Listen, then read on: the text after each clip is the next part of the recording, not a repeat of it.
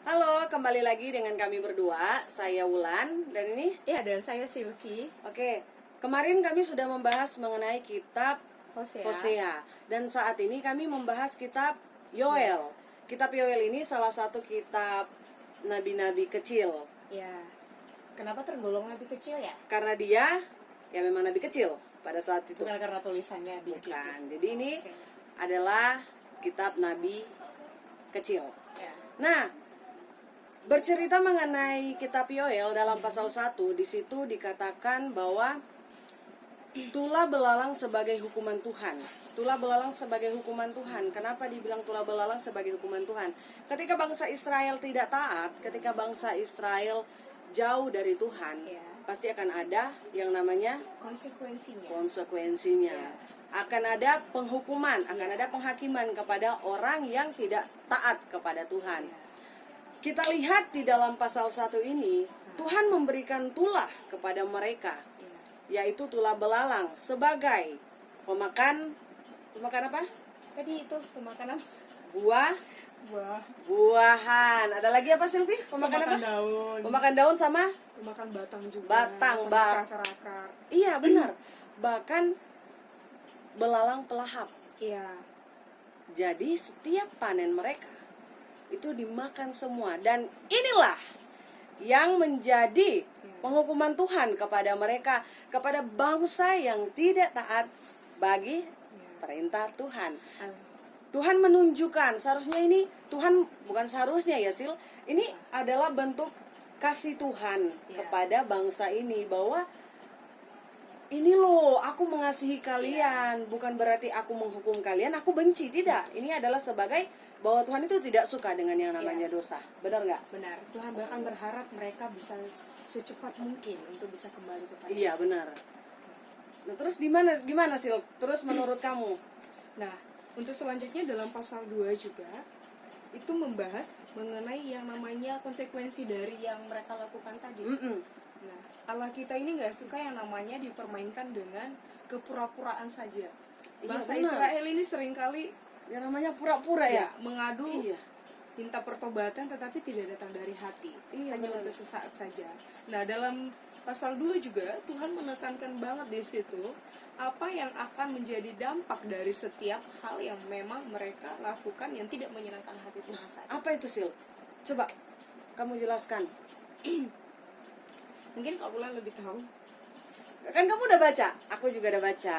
Tapi mari kita bahas bersama-sama Oke, ya. oke. Jadi gimana? Dia bilang nih dalam ayatnya yang pertama, tiuplah sangkakala di Sion dan berteriaklah di gunungku yang kudus.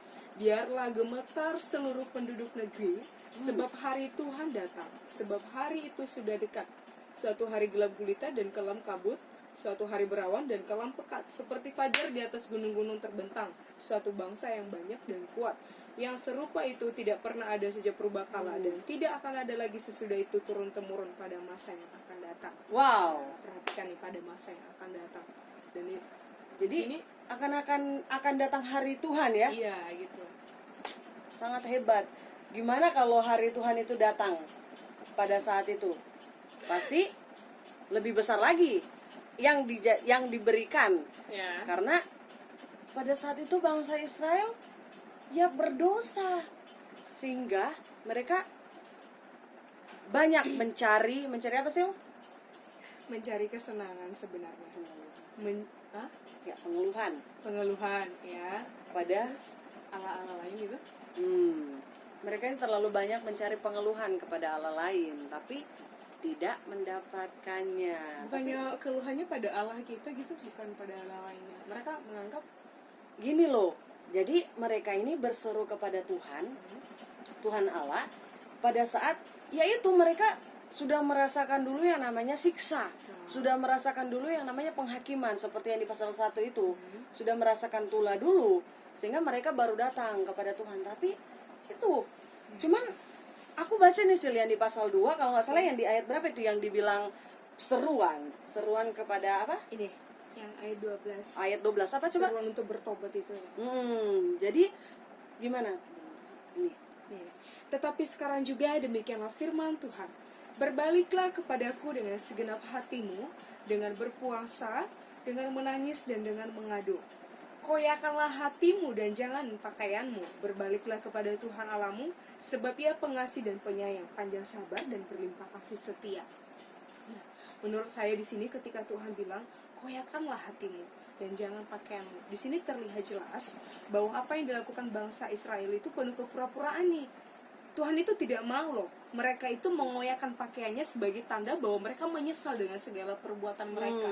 Itu kan yang hanya dilihat mata. Jadi harus dari hati kan? Ya, benar. Iya. Itulah yang harus dikoyakkan hatimu, itu yang harus kamu tanggalkan sebenarnya. Bukan pakaianmu. Makanya Tuhan mengatakan di sini bagaimana cara untuk betul-betul bertobat itu di hadapannya. Iya benar ya. Jadi harus benar-benar sepenuh hati datang Ya. kepada Tuhan, berseru ya. Ya. Berseru kepada Tuhan, jangan cuma pura-pura. Karena di pasal 2 juga dibilang ketika kita umatnya datang kepada Tuhan dengan kesungguhan hati, akan ada apa? Coba kamu lihat di dalam ayat selanjutnya. Oh, Tuhan akan memberikan janji nih. Wah, Tuhan akan memberikan janji bagi umatnya. Ya. Janjinya apa? Kalau kita baca ya dalam ayat 18 dan seterusnya itu, bahwa janji Tuhan ini wow, bisa dibilang loh Sil. Yes. Di ayat 18, ayat 19 bahkan seterusnya, bahwa akan ada kelimpahan-kelimpahan gitu ya. Gandum, anggur, minyak. Jadi ini loh janji Tuhan. Tuhan akan memberkati umat yang Betul-betul bertobat kepadanya. betul-betul bertobat kepadanya. Tuhan juga janjikan di sini ketika mereka itu sudah bertobat, mau betul-betul berbalik kepadanya. Apa Ini yang dalam terjadi? ayat 25 ini sampai seterusnya saya bilang gini, saya boleh baca. Silakan. Aku akan memulihkan kepadamu tahun-tahun yang hasilnya dimakan habis oleh belalang pindahan tadi. Wow, Belalang keren. pelahap, belalang pelahap dan belalang pengerip, tentaraku yang besar yang kukirim ke antara kamu.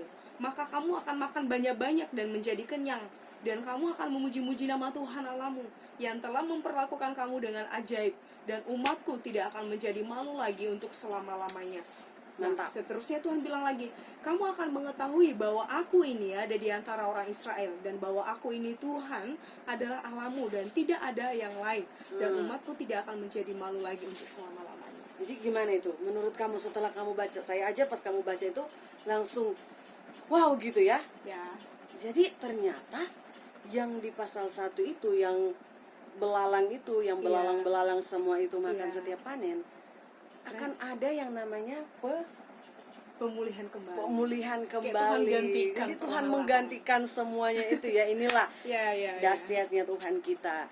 Ketika umatnya datang berseru Ya. kepada Dia akan menggantikan segala keluhan-keluhan umatnya itu, akan menggantikan sebagai Berkat bahkan lebih ya. bahkan lebih dibilang ya. Wah, hebat juga ya Sil, Dan ya. bangsa itu tidak akan dipermalukan lagi karena memang Allah sendiri akan hadir di situ. Wah, Luar biasanya Tuhan. inilah kita belajar bahwa kasih Tuhan yang sungguh luar biasa. Terus gimana selanjutnya Sil? Dan dia bilang juga di sini, aku akan mencurahkan rohku ke atas semua manusia. Maka Berarti anak-anakmu. akan ada harinya Tuhan. Yes. Ini hebat ini. Akan ada harinya Tuhan yang akan datang. Jadi Yang dia curahkan di sini termasuk berkaitan dengan perjanjian yang baru ya, mengenai Roh Kudus yang dijanjikan. Jadi, dia akan mencurahkan roh ya ke atas semua manusia. laki-laki dan perempuan, ya. Karena Tuhan sendiri yang akan turun tangan. Tapi ini Benar. fokusnya bagi mereka yang benar-benar bertobat ya.